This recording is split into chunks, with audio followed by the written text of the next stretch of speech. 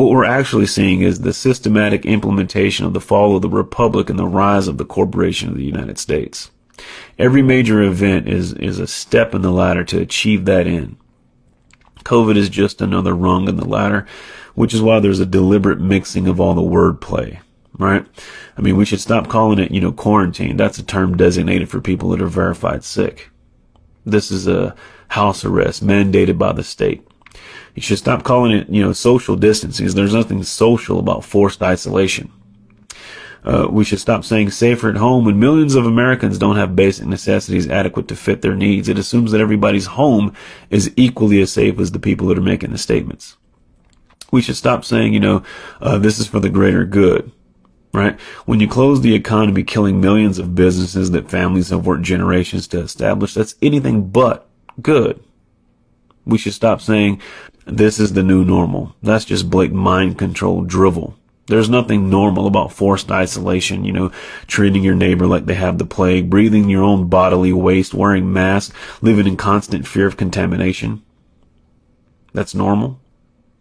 I mean, after all, if the virus is so deadly, why hasn't it wiped out the homeless who don't social distance, wash themselves regularly, let alone, live in or have access to a sterile environment?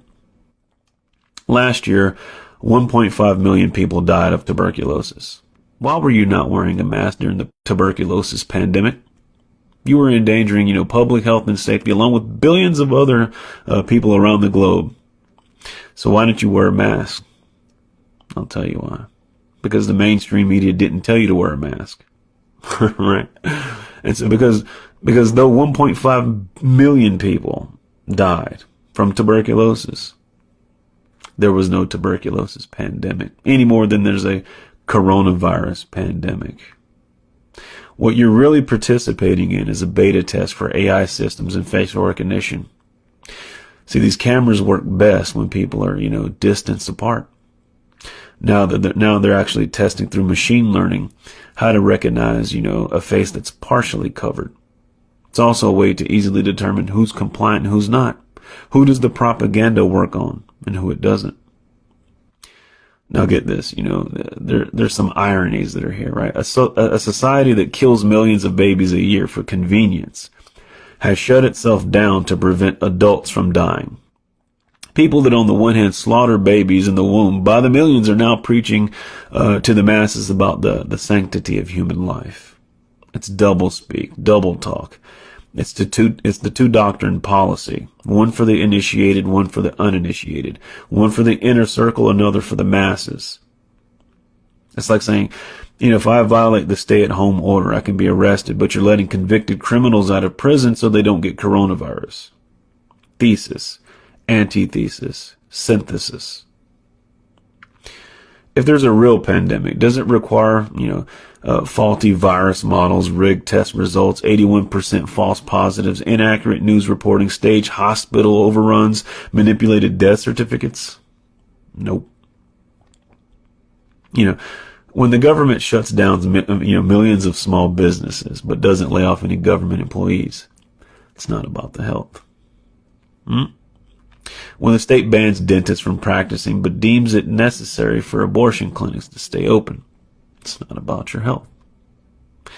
When the state prevents you from buying seeds for your garden but allows you to purchase lottery tickets, it's not about your health.